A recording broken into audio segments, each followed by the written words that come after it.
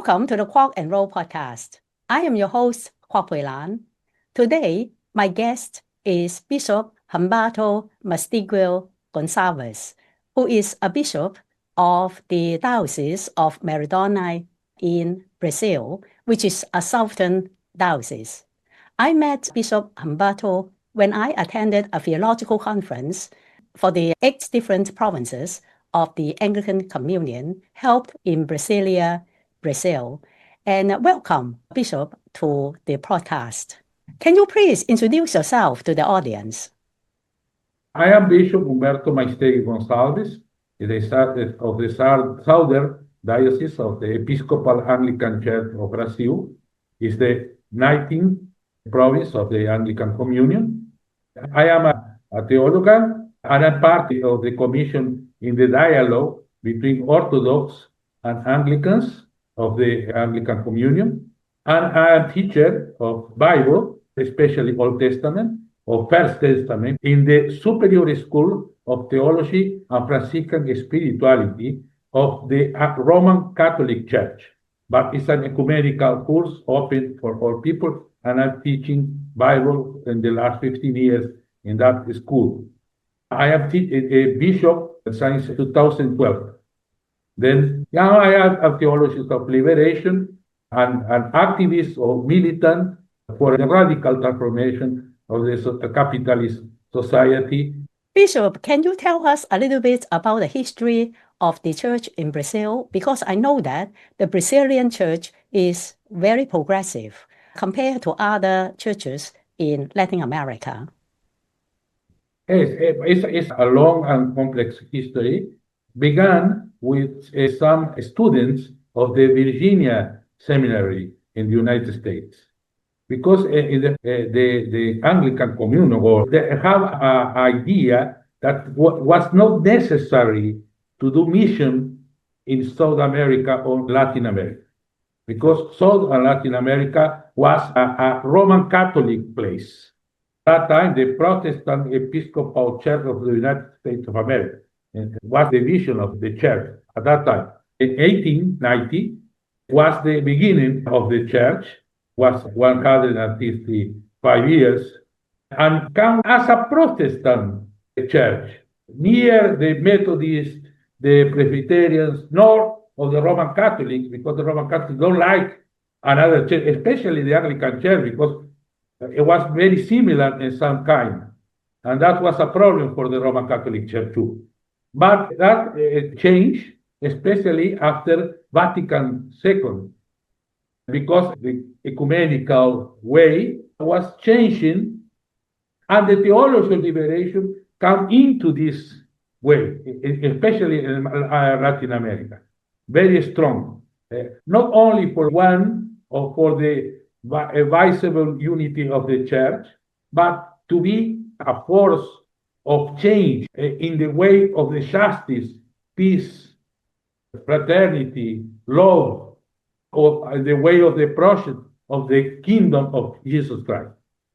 That was a big change and was a strong influence, intersectionally speaking, in the church. The theology of liberation of the Roman Catholic Church come into the Anglican, and the Anglican vision of, for example, the women participation or the synodality, or like that, come to the Roman Catholics, and the Methodists come with their own contribution. The Lutherans, especially of the World Federation, come with, especially in the era of Bible, the Lutheran was very strong. All of this do a very new mix of Christianity in Brazil.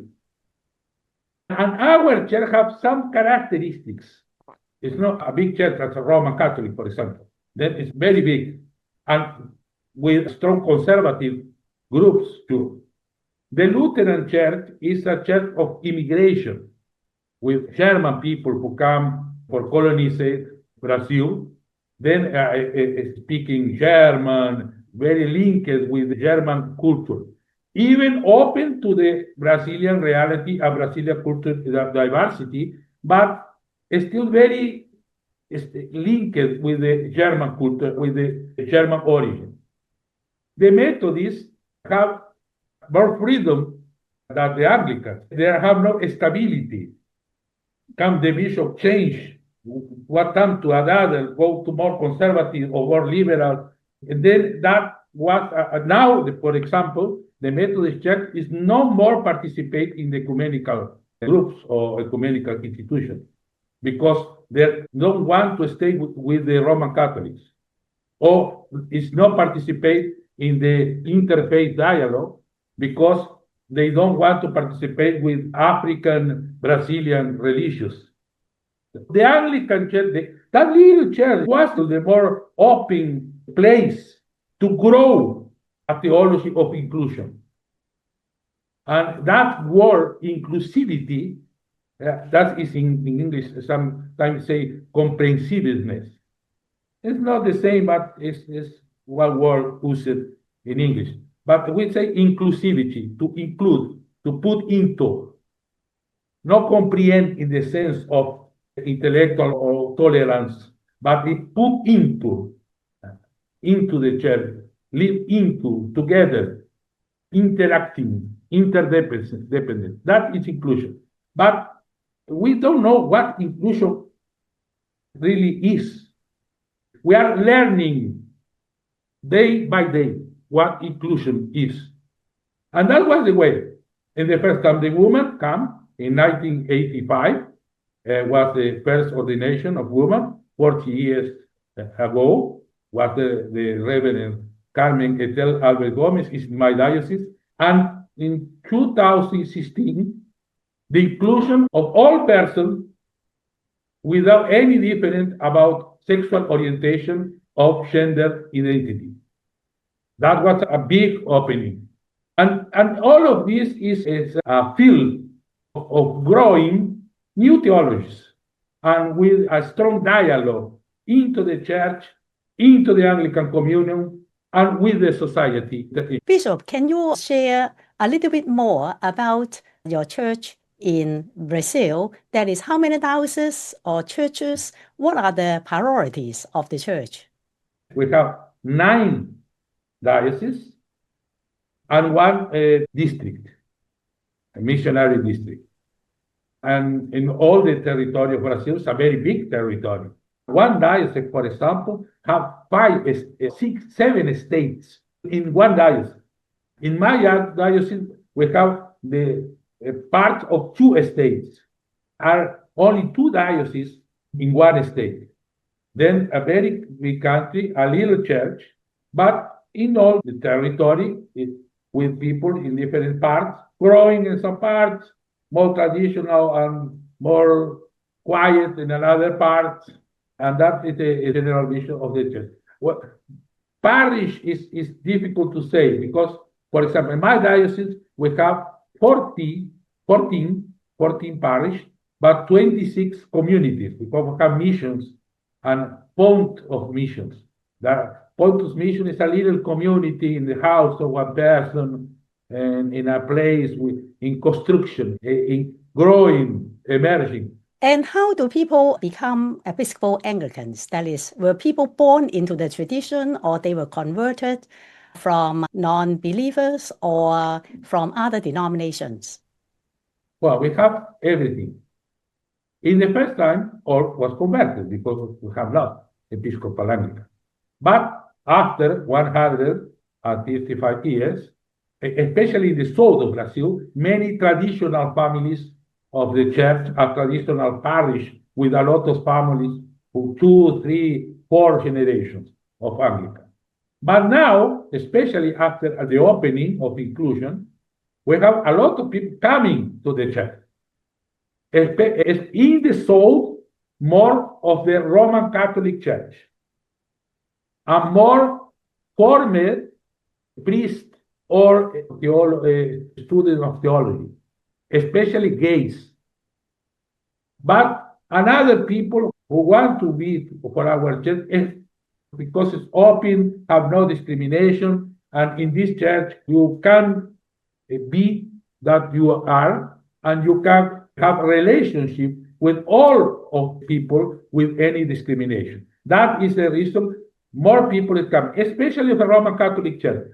and sometimes with another church. In the north, no, it's the opposite. In the north, it's more common coming for evangelical church, not for the Roman Catholic.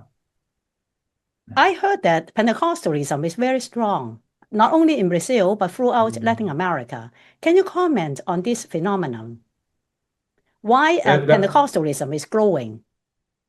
We have in Latin America, as in another place of the peripheral capitalism, a strong poverty. And in the poverty, in the capitalist context, have many interpretations. One interpretation, especially of the theology of prosperity, is the people are poor because have not enough faith or not enough work for change the individual life. And that is very easy to understand for many people. For example, if you live in Islam, where you are nobody, you are nothing, you can die of hunger or with the violence. And if you go in a Pentecostal or new Pentecostal church or post-Pentecostal church, we put a new dress, the women with long hair, and now have dignity. I believe I am different of the rest of the world. And this conviction is working day by day with the people. And it's easy to understand, relatively easy to live. In the other way, you explain the poverty in the way of injustice. And that is more difficult. It's difficult to understand why the world is like that and God do nothing about this. What is salvation in this? It's more difficult because I cannot change with an individual way or personal way, but I might change in a social way with another people. That is the reason it's easier to the people in Islam, in the periphery, be Pentecostal, and more difficult to be Anglican, for example. To be Roman Catholic can be because the Roman Catholic have many possibilities and have the intersection between the African Brazilian religion and the Roman Catholic religion. And that is why the Church tried to respond to the spiritual needs of Brazilians by revising or creating a new prayer book in 2015. Can you talk about your prayer book that came out in 2015? What are the significance of that book? Well, the new prayer book of the Episcopal Anglican Church of Brazil is 2015, and it is the product of all this. Then, for example, we now can speak with God as father and mother. That is not obligation. It is not necessary to call God father and mother, but you can call mother too.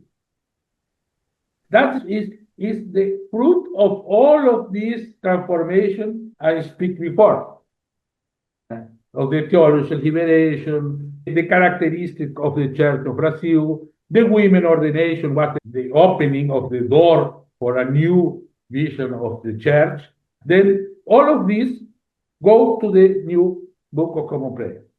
And for example, in terms of marriage, matrimony or union, we don't abandon any doctrine of the Bible, but we put together new possibilities. And in that ceremony, especially, have persons be together with the same ethical proposition: fidelity, mutuality, love, family construction. It's the same, but open for any possibilities of love. Not only women and men for reproduction. That is so beautiful. But whenever we talk about changing our liturgy within the Anglican tradition, that is a big deal. I wonder, during the process or the maybe trial use of the new prayer book, did the Church meet a lot of resistance? Or people say, hooray, we have a new prayer book, this is wonderful. Well, Very easy, very easy. The people have no problem. The people of God, the people of faith, the people who the faith is living day by day, that people have no problem because only want to live the faith. And when they see and they live and they feel the diversity as a community of love, all the other things have no importance, have no matter. We say this in the theology of liberation. The life is the first and the start of hermeneutical start. The life is the start point and the finish point. The Book of Common Prayer is good because it's a helping instrument to live the faith. That reminds me that theological education and spiritual formation needs to be done in this inclusive way. I know that the United Nations Climate Conference, COP30, is going to take place in Belem, Brazil in November. Can you share with us the kind of concern or work on climate justice in the churches in Brazil? Well, I will stay there. I am the reference bishop of public incidents, human rights, and fighting against racism. And for that reason, I have worked with indigenous people more than 20 years. Then I will stay here praying and doing something. I don't know exactly what we can do.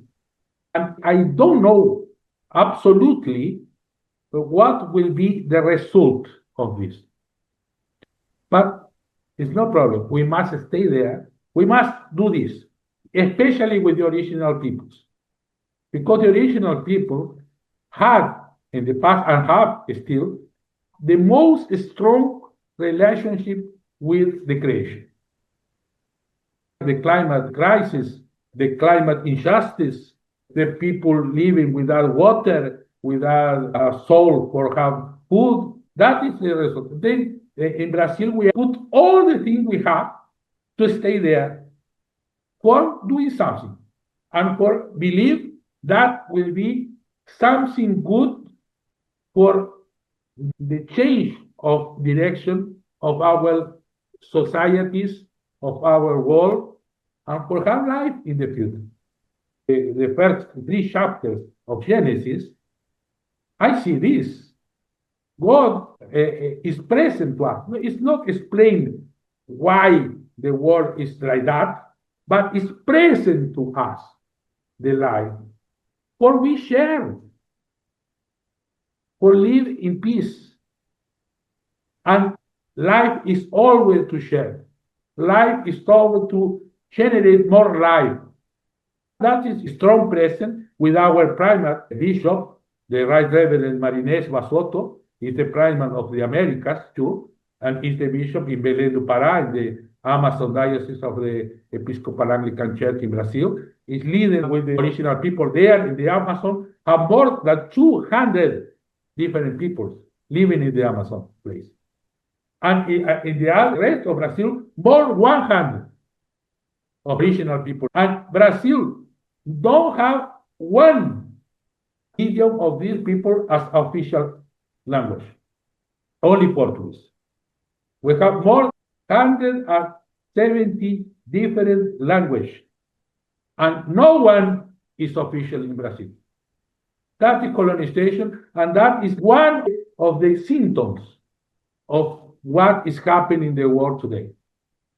Yes, we talk about this South and South connection, that is to resist the legacy of colonialism. But you said it is not South to South. Can you explain that? Why we have to talk about colonized to colonized? Yes, you know, many people know Paulo Freire. We must have a critical position.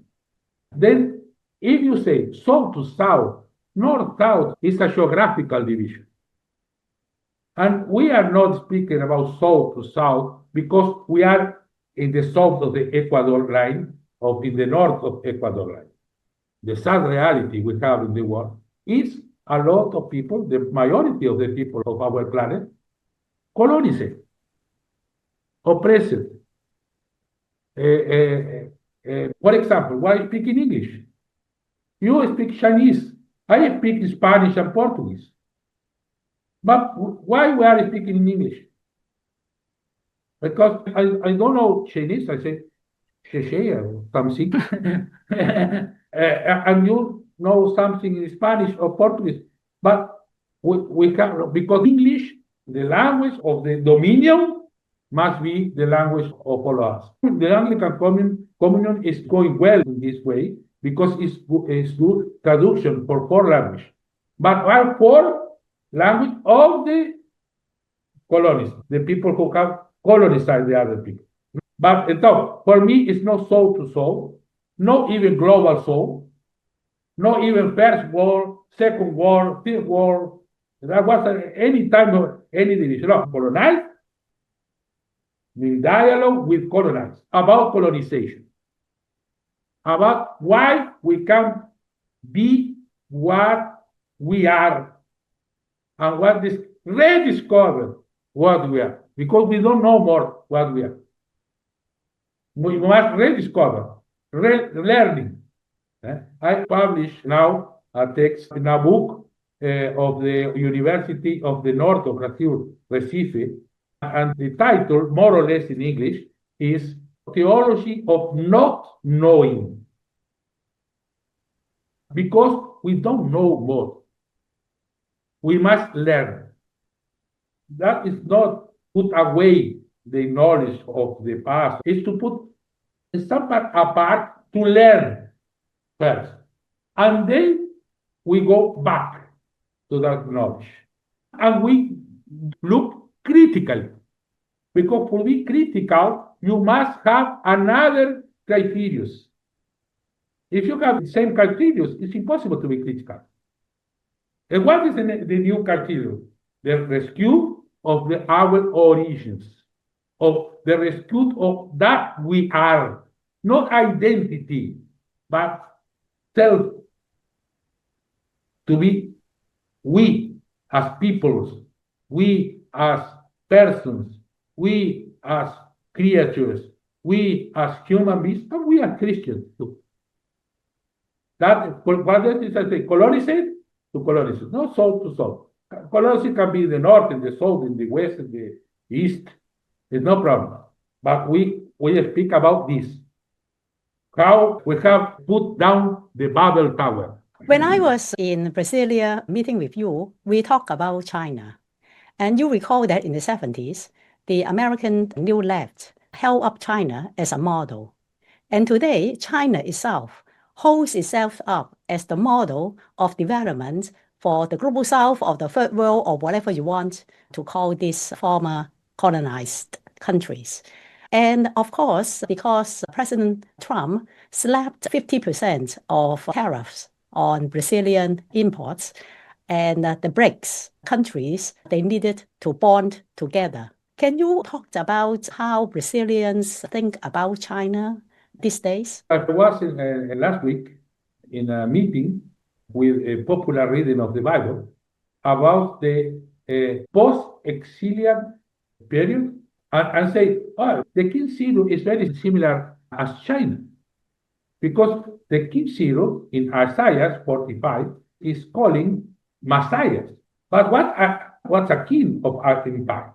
But what's a different empire of the last empire, the Babylonian empire or the Assyrian empire? That was a whole. That empire, even if it's still an empire, can do something opening for come back to our land, come back to our life. That is the hope. But China, for me, is a capitalist country into the capitalist system. But have the history of China, the process of China, be the China we have today, is interesting. Have some elements that is different. How that will be, I don't know.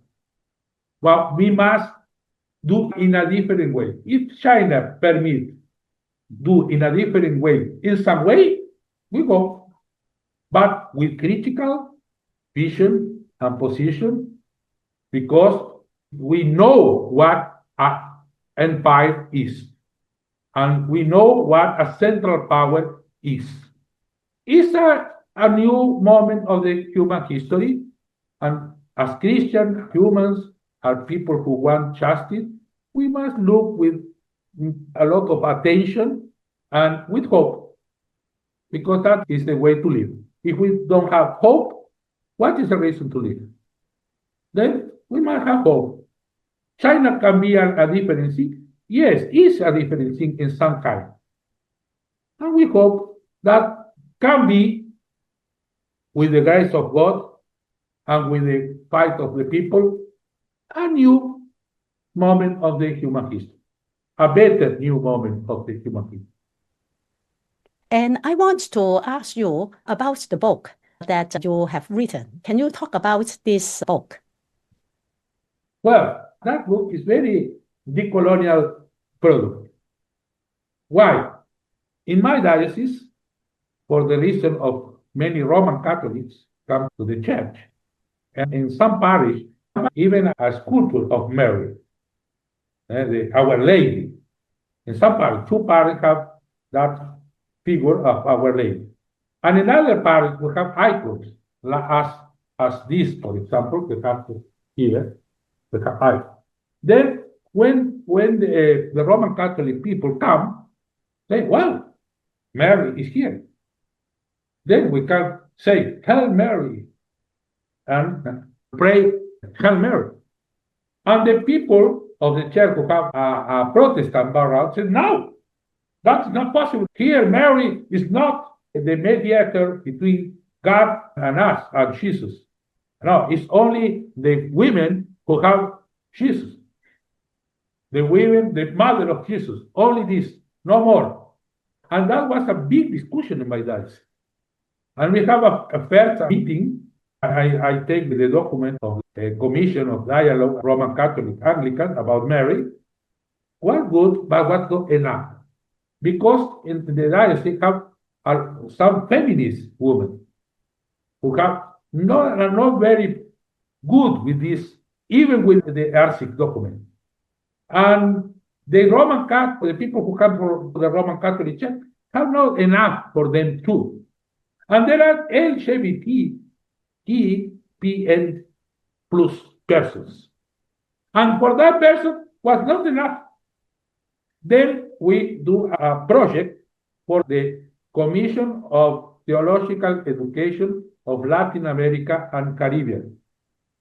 And that group stay together, read together, many documents, Protestant, Catholics, queer theology, feminist theology about Mary. And the product of this group, according is this book. In the way of the discussion, we have this question, because we say Mariology. And some person, lay person in the group, say, why Mariology? Because in Spanish and Portuguese, we have the masculine and feminine declination. So Mario is the masculine of Maria. Then, why Mariology? Why not Mariology? And another lay woman, more feminist, and a teacher says, well, why logic? Because for me, it's more a pedagogy, as Paulo Freire says. Then, why not a Maria Goji, not Mariology? And that is the reason born this way. We put rumor is in the way of, because it's a way. It's not here, that is not a doctrine of everything. Only is a description of a travel to the encounter of Mary in the Bible, in the history, in our life, in the iconography, in the hymnology of the church, in the Book of Common Prayer. It's a path together. Go and encounter Mary in the path of life. That is the way of Anglican Mariology. And now, the 6th of August was the publication of the book. And that icon is especially doing for us in the parish of the Virgin Mary in my diocese, for a Roman Catholic iconography. And when he says, I don't want white, And they put Mary with more and can be fat, that Mary. Because all the men are very thin, are very, very beautiful. No, a Mary woman, as the woman of the Lamb, as the woman of the people.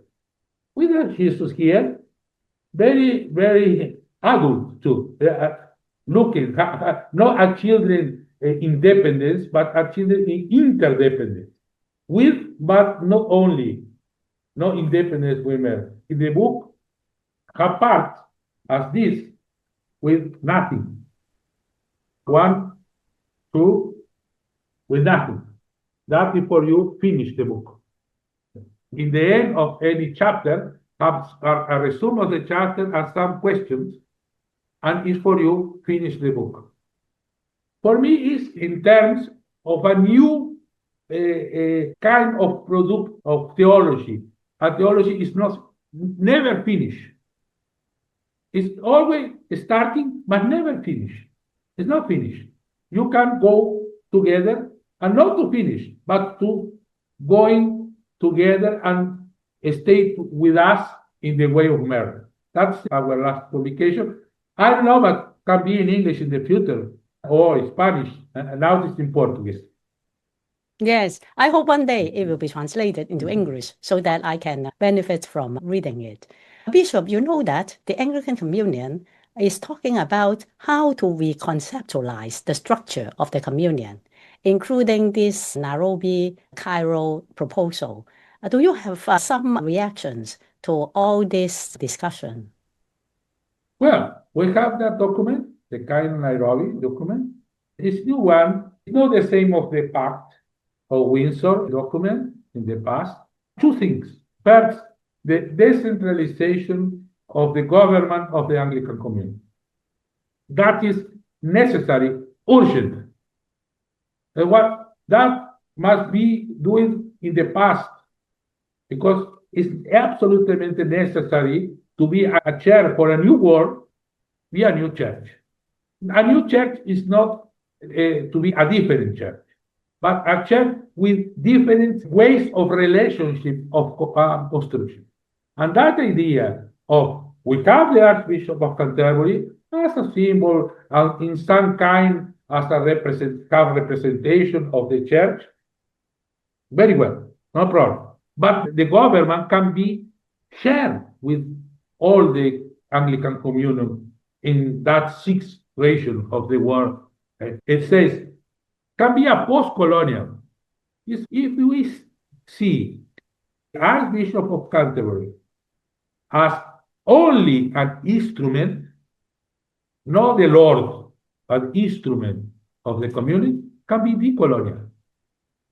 But we must see, as a one instrument, it's not necessary to be used for all. Some can use, some another not. Some can use in some way, another can use in another way. And that is a decolonial departure way. Open the possibility of being different and be Anglican. That's good. The other way is the problem of doctrine. You must read Frederick Denison Boyce, please. Because they say religion is the opposite of gospel. And we must be less religious and more evangelical. Then, when we discuss doctrine, the unity is impossible. Even in the Roman Catholic Church, have no unity, have only a central power, but have no unity. Look, the Roman Catholic Church. They have one central power to put all together by force. Now, Pope Francis wants to have synodality, or another way to be together, not by force, but by conviction, by dialogue. But that is a way in construction in the Roman Catholic Church. We have this for the history. We don't choose to be synodality. We have synodality. The history gives to us. Then we must stop the discussion doctrine and discussion, dialogue, freedom, comprehensiveness, compassion, mercy. That is the way to be in unity. For me, the Book of Common Prayer is the reason to the Anglican exist. In the Book of Common Prayer, it is possible to have a statement with difference. Then each province has their own Book of Common Prayer. There is the doctrine. The doctrine for that moment of the history in that place of the world. Not for all the Anglican Communion in every place. That is impossible. That never happened, and that is against unity. But documents have some direction about this. If we put more in this direction, I have a hope that we can have a very beautiful unity as a garden with different flowers in the Anglican Communion. Thank you so much, Bishop Humberto, for speaking with me today. And I have learned so much from you, and I look forward to future collaboration. Thank you. Thank you very much, Dr. Pilar. I am very glad to know you in that we are part of the same commission of the theology education of the Anglican Communion, and have a dialogue between colonized and colonized is always a moment of reaffirmation of our faith, and our faith in God, the Liberator, in God, the Mother, in God, the Brother, and the God, the Sister. God bless us ever, and bless all the world, and bless the nature, because we want and we need a world to live in peace. Thank you. Thank you very much. If you like this episode, please click like, comment, and subscribe. I will see you in the next episode.